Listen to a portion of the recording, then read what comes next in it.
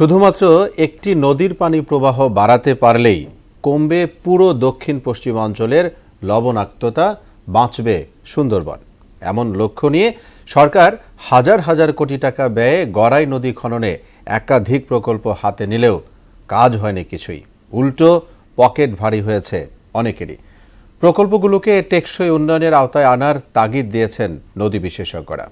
TIB অনুসন্ধানী সাংবাদিকতা ফেলোশিপের আওতায় মনিরুল ইসলামের তৈরি ধারাবাহিক 2 পর্বের আজ শেষ পর্ব। সুশাসন আর জবাবদিহিতার অভাবে মরতে বসেছে কুষ্টিয়ার গড়াই নদী, আর এ নিয়ে ক্ষোভ আর আফসোসের যেন শেষ নেই স্থানীয় নদীপ্রেমীদের। নদীতে পানি থাকে, নৌকা চলাচল, সেও তো ভাত পায় না। আমরা তো জেলে মানুষ, আমরা যদি মাছ না মারতে পারি তাহলে আমরা জীবিকা নির্ভর করবো কিভাবে?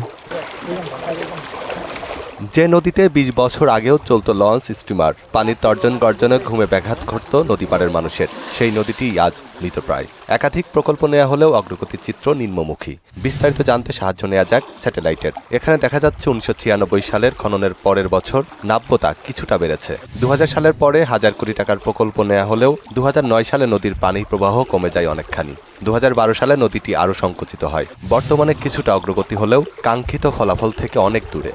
নোংর করে রাখাটাই কঠিন হতো, এত স্রোত ছিল একসময়, সেই লেভেল এখন নাই। প্রথম 2 বার কিন্তু দেখা গিয়েছে যে পানি বেড়েছে। আপনি যদি দেখেন পরের বারে যে পানিটুক যতটুকু বেড়েছে, আমি রেজাল্টও দেখেছি পানি কতটুকু উঠেছে, কিন্তু সেই পরিমাণ পানি আসে নাই, বাড়েও নাই, এবং যার জন্য আপনি বলছেন যে উপকার হয়নি। খোদ পরিকল্পনা মন্ত্রণালয়ের বাস্তবায়ন পরিবীক্ষণ ও মূল্যায়ন সমীক্ষাতেও মেলের সত্যতা। সমীক্ষা বলছে গড়াই নদী ড্রেজিং ও তীর সংরক্ষণ প্রকল্পের কাজে সন্তুষ্ট নয় স্থানীয় জনগোষ্ঠী। মানহীন কাজের ধরন সহ তদারকির অভাবের কথা বলা হয়। পাশাপাশি ড্রেজিং এর মাটি সঠিক স্থানে না ফেলা সহ ড্রেজিং এর প্রস্থ ও গভীরতা প্রত্যাশিত মাত্রায় না হওয়ার কথাও বলা হয়েছে রিপোর্টে। ড্রেজার আসছে, ড্রেজিং হবে, কিন্তু ড্রেজিং তো হয় না, যা হয় সবই খেলনা হয়েছে।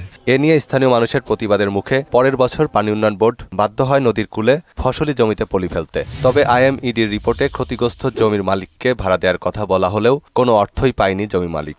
10 বছর ধরে এই যে আমার জমিটা বালির স্তূপ করে বুক করে রেখেছে, প্রতি বছর সেখানে বালির স্তূপ করে, প্রতি বছরই এখানে স্থানীয় রাজনৈতিক প্রভাবশালী মহল ঠিকই সেখান থেকে বালি বিক্রি করে কোটি কোটি টাকা ইনকাম করতেছে। প্রতি বছর আমি সরকারকে রাজস্ব দিচ্ছি, ভূমিকর দিচ্ছি, কিন্তু আমি আমার এই জমির কোনো ভাড়া বাবদ কিছুই পাইনি।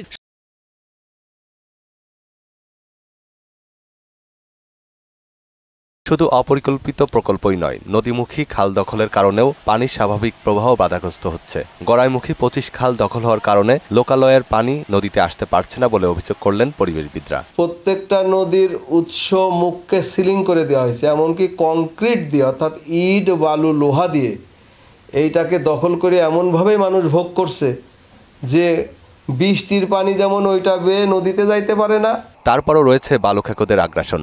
রাজনৈতিক প্রভাব খাটিয়ে স্থানীয় জনপ্রতিনিধিদের বিরুদ্ধে বছর জুড়েই নদী থেকে অবৈধভাবে বালু উত্তোলন করার অভিযোগও রয়েছে। এতে প্রতি বছরই ভাঙছে নদী পার। তবে সরকারের পালাবদলে বালু উত্তোলন বন্ধ রয়েছে বলে জানান স্থানীয়রা। 3টে মেশিন দেখে বোরিং এ তুললাম, কোনো মেশিনে পানি উঠল না, তাহলে আমরা কি এই অবস্থায় থাকবো? চাষের জমি আপনার ভেঙে চলে যাচ্ছে পানি না থাকার কারণে, গভীরতা না থাকার কারণে আমার এরকম অত্যাচার আছে, ভেঙে চলে যাচ্ছে। বালু উত্তোলনে জড়িতদের সঙ্গে একাধিকবার যোগাযোগের চেষ্টা করা হলেও পাওয়া যায়নি। ডিজারিখানে আসে যে টাকা দেবে তার 2 রেট কেটে দেয়, যে টাকা দেবে না তাদের এখন বালু মালু দেয় না। নদী যেভাবে কাজ করার দরকার সেভাবে তারা করে না, নদীতে পানি থাকে না।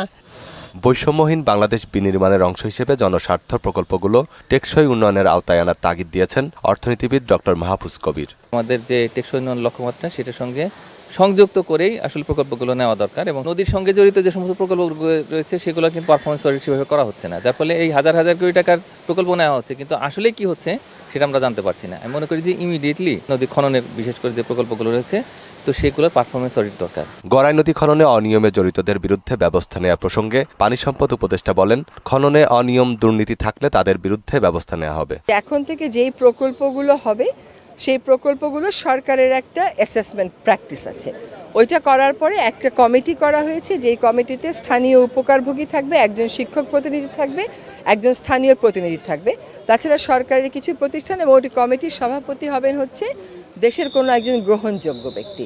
তারা ওই প্রকল্পটা আবার পুনর্মূল্যায়ন করবেন এবং প্রকল্পটা পুরো বাস্তবায়নকালে ঠিক মতন মানসম্মত জিনিস দেয়া হচ্ছে কিনা, যত টাকা ব্যয় করার কথা তার বিপরীতে যা কেনার কথা তা কেনা হচ্ছে কিনা এগুলো দেখবেন। মনিরুল ইসলাম, মোহনা সংবাদ, কুষ্টিয়া।